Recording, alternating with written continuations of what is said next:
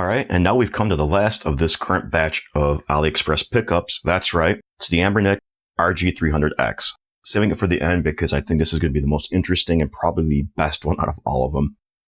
Let's hope I didn't just prove myself wrong, so let's go ahead and unbox it and see what it comes with.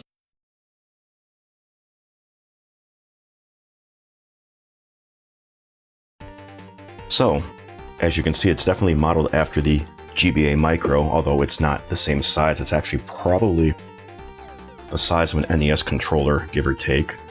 So, let's see the accessories. Not many. So we've got the manual. Okay, good. USB Type-C charging. And an SD card, which I'm going to assume has the actual games on it. Take a look at the console in a second. Let's look at this manual. Looks like it's a little bit better than average. At least it's color. I'm rubbing up against the microphone cable here. So I have absolutely no idea. Apparently you can hook up to a computer. I'm guessing to transfer stuff back and forth. And that's that. So let's go ahead and take a look at the handheld itself. I like that they have this protective foam over here. And there it is, yeah. It basically looks like a Famicom edition GBA Micro, only larger. So in fact, this is larger than a Famicom controller. It'll be a fingerprint magnet though. I've already got some on here. Oh well. Screen seems, well, I guess we'll find it when we turn it on. Huh, interesting. There's already an SD card in here. There's a second slot. I'm wondering if this is the operating system and this is where the games are kept, which kind of concerns me because SD cards are not exactly fast. I mean, they'll work, you know, for any operating systems and things like that, but because they usually don't. Oh, this one's using Kioxia, which, for those that don't know, Kioxia used to be Toshiba storage, so this should be relatively fast. It's a micro SD HC1, so hoping that that helps, because every other portable system that runs the operating system off an SD card does not perform very well. So, alright, so we'll take a look. D-pad looks similar to an NES or SNES style D-pad. 4-button layout, Super NES style. LR 1 and 2. Start and select. Got stereo speakers. On top, you have 2 USB Type-C ports and a mini HDMI port, I believe, so this does TV out.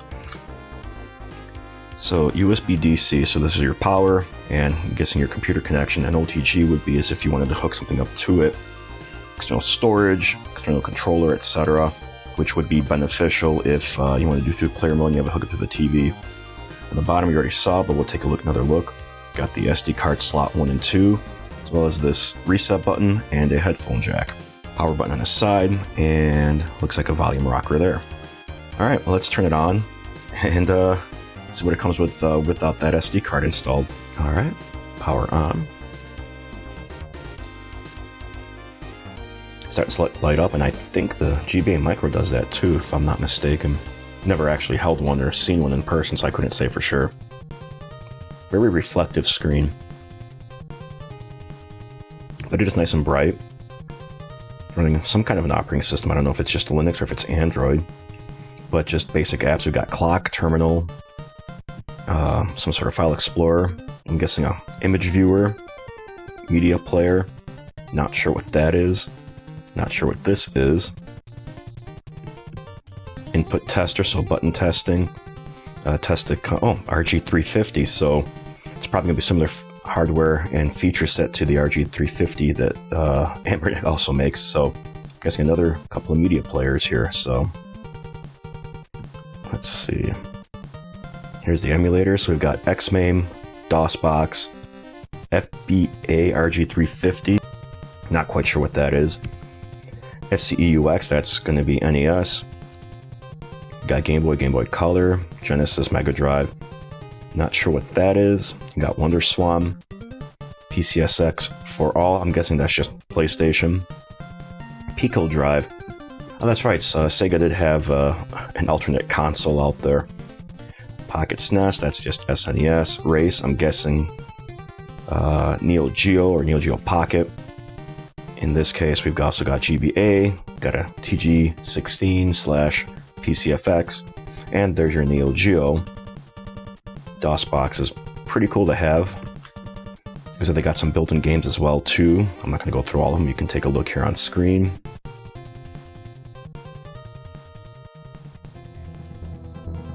And then we've got our settings. G-Menu 2X, I'm guessing that's to configure the interface itself. Network settings, so this might support Wi-Fi. You can shut down the system from here, reboot it, change your skin, volume control, sysinfo. So it looks like it's got a JZ4770 processor, not sure what that is. I believe this has 512 megs of RAM total. So hopefully that's enough. I feel like we can also change the wallpaper if we want. And then back to applications. So this should be a very versatile system here, provided that there's no performance issues or anything like that. I'm not familiar with that CPU or anything. I'm going to assume it's all ARM based. So let me put that SD card in and we'll see what it comes with. So it's interesting that they use a name brand SD card for booting the OS, but just a generic one for the ROMs. But I guess once the ROM's loaded into memory, you don't really need anything super high performance. So hey, there we go. It's already set up to automatically mount and go to the correct directory. So can I use L and R to scroll down? Yes, I can. That's going to make it a lot easier.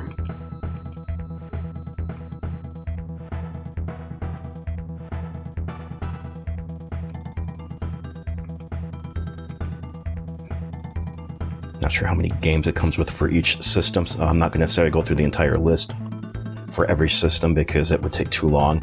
I'm just curious to see what they got on here. I don't see any duplicates yet.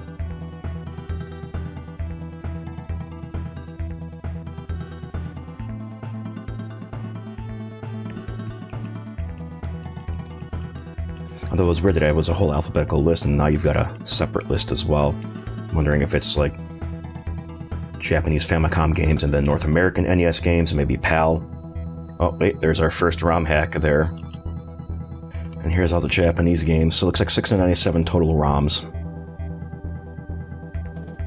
But I did recognize at the beginning there was Mega Man, so at least I've got that. I'll be able to judge performance based on that. RockMan.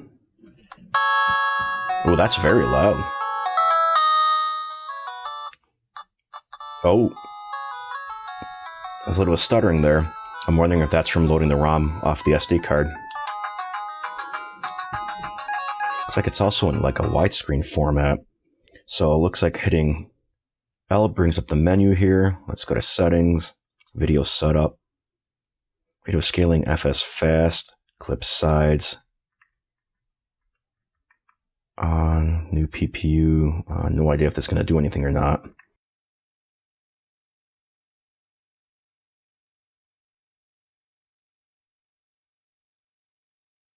Okay, so these are just different filters.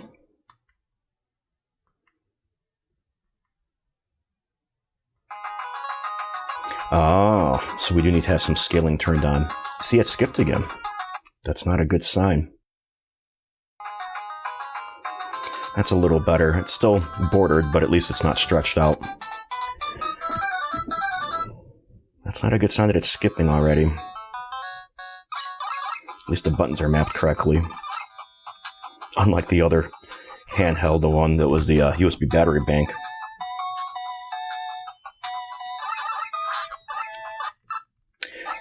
Oh, did you see? It froze. So I'm going to go ahead. I'm going to reboot this because I did insert the SD card while it was on. Maybe it needs to be inserted when it's off for it to load better. I'll be back.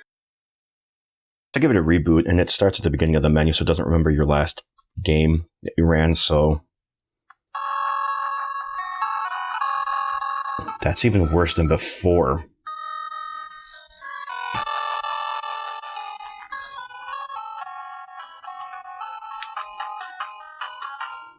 What is going on?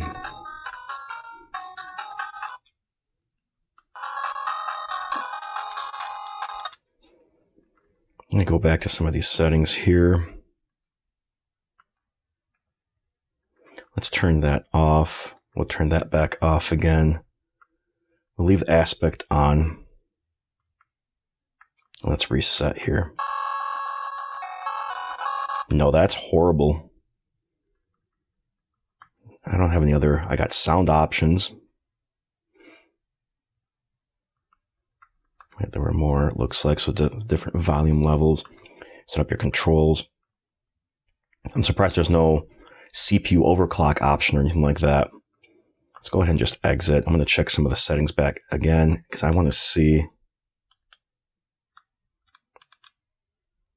if there's anything we can tweak in here. Language English, save last selection, so we can turn that on. There's the HDMI and HDMI mode, but that's it. So there doesn't seem to be any option in here to configure, you know, overclocking or anything like that. Just out of curiosity, let's look at Pocket SNES. I wonder, I'll see if I can, oh yeah, never mind, it's right there. Remember this game on the USB battery bank emulator, that stuttered a lot too. See, this isn't stuttering now, so it's odd. It's got to be that SD card. I mean, maybe I'll try copying everything to a higher quality SD card.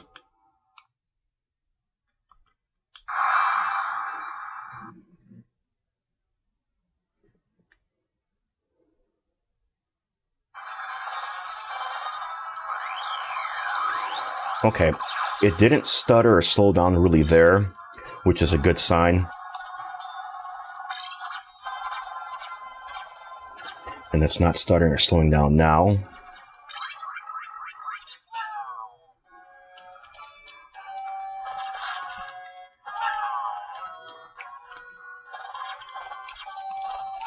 I'm not doing great, am I?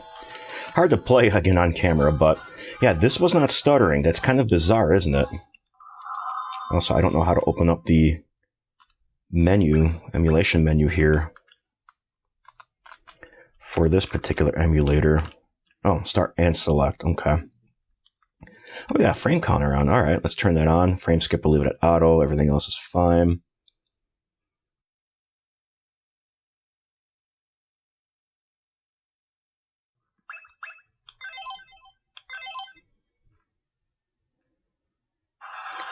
Yep, so there we got 60 frames per second, so that's a good sign.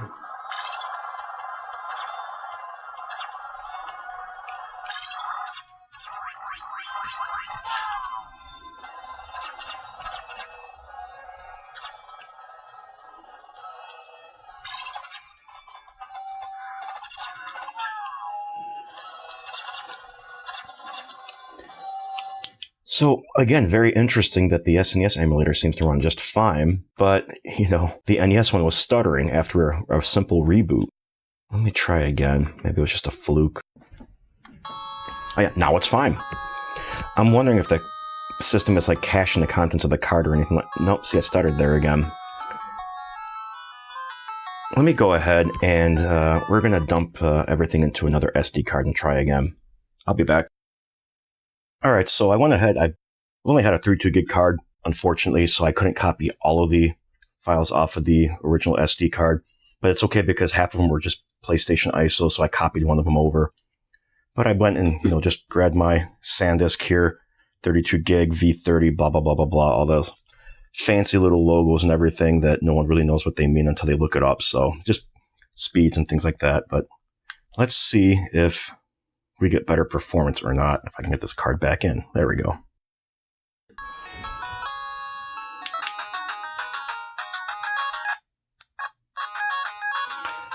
That's still not good.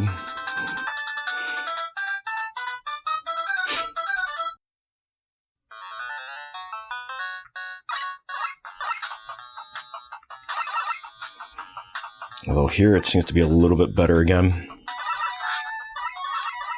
But just loading that. Oh, see, it's. Yeah, I'm not. I don't know what's going on. I don't know if it's just, you know, maybe is it a defective SD card that, you know, that the emulators and operating system loaded on, or what? Hopefully I don't have a defective unit. I guess there's one way to find out. Let's see if there's any alternate operating systems for this thing. If there are, we'll be back. All right, so I'm going to go ahead and I'm going to try an alternate ROM that I was able to find for this. There's actually several out there. It took me a little bit of time to find one that is quote-unquote the best option for this. And there's one called Adam's Image. I'm not sure why it's called. I didn't really dig into it too much. I just wanted to find something to try that would work. And this is probably the best option for now, at least as far as I know, in terms of the research that I've done. But I'll try to leave a link to it and a few others below, and you can try them out for yourself. Basically requires you just to flash the image onto another SD card, and you install it into the TF1 internal slot, because that's the one that the operating system boots off of. And it just, it's just a custom Linux image, OpenDingix. But the problem is that I'm not super happy with the way the interface works. A lot of functions you would think would be tied to a menu are tied to button shortcuts. For example, if you want to adjust the brightness, you have to hold power and left and right. And, my concern is that if you hold it too long, what's going to happen? Will it shut the system off? I'm assuming it's designed so that if it sees it's being pressed with other buttons, that it's not going to, but I'm still skeptical. I don't know. That's me. But anyway, I wanted to test RockMan 3, Mega Man 3, because that's the one that gave us the most issues, right? If it still stutters with this, then I won't be able to recommend the console itself.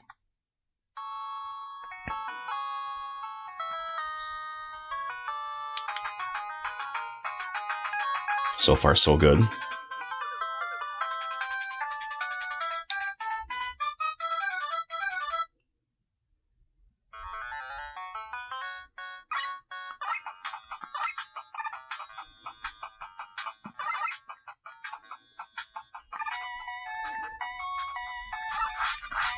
So far, so good.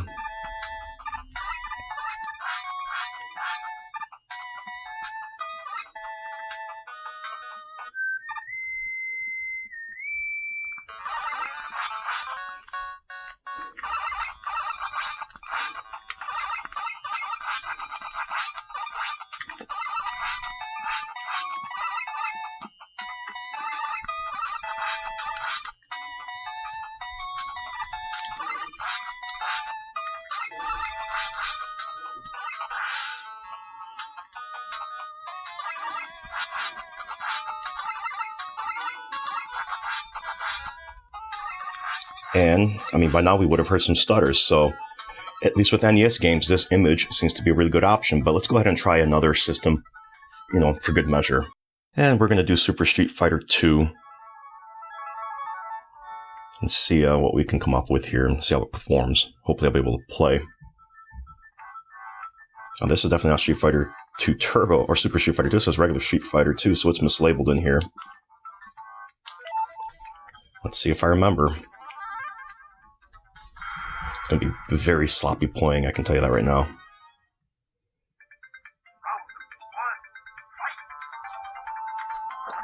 I forgot how slow it was.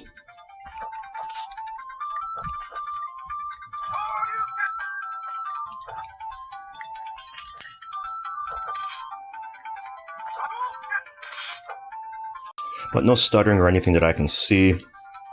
So, alright, let's go ahead and wrap this up. So overall, the handheld itself, it's comfortable enough. Playing for long hours, might start to do a little bit of strain on your hands and everything just because of how it's designed. It's not exactly perfectly rounded, although it's not sharp either, but it's sharp enough, especially up here, that it'll probably dig into the palm of your hand near your thumbs a little bit. But, what are you going to do? This is designed off of one of the probably worst form factors of Game Boy Advance, although people do have sentimental value with it, so I can understand why they wanted to mimic that design. Stock image, too many issues with it. It's not going to be the SD card itself because it's made by Kioxia, which used to be Toshiba. They kind of spun that off. Very good quality SD card for that. And even when I swapped out their cheap generic SD card that has the ROMs with a good one, it still wasn't performing well. I did go to Anbernic's website to try to find some updated firmware and everything. Their site's not exactly the most user-friendly to navigate, and I did manage to finally find some firmware that should have worked with it, but it didn't. I couldn't get anything to boot or anything, so I said, screw it. Went online and found some third-party ones. Like I said, the Atom image seemed to be the best, quote-unquote, but it's still kind of quirky in that you use buttons for different menu functions, like I showed you brightness before. Because this has dedicated volume buttons, you can use those, or you can hold select and do up and down. There's different set of key functions based on the console itself, and then for each individual emulator, and like I said, it's a little quirky. You'll have to memorize a few different ones. Once you memorize the ones that you need, you know, it's usually not that big of a deal. So yeah, who knows, maybe I'll keep playing around with it one of these days and find some better firmware for it, or something that's a little bit more intuitive. But that's that. Out of this last batch, this probably seems to be the best one because of the fact that I can replace the firmware on here. I still am trying to see if I can find firmware for the battery bank console, as well as the, what was it, Family Pocket FC3000. So if I can find some alternate firmwares for those, I will probably, you know, update my reviews and my thoughts and things like that. And at some point, I'm probably going to do a shootout between all of these that I have, as well as the SZDIIER D007, because there's been some developments with that, and I'm going to do a follow-up video to that as well. So let me know what you guys thought. Do you guys have one of these? Any recommended system images for it, emulator cores, etc.? Leave them down below. Otherwise, thanks all. Catch you later.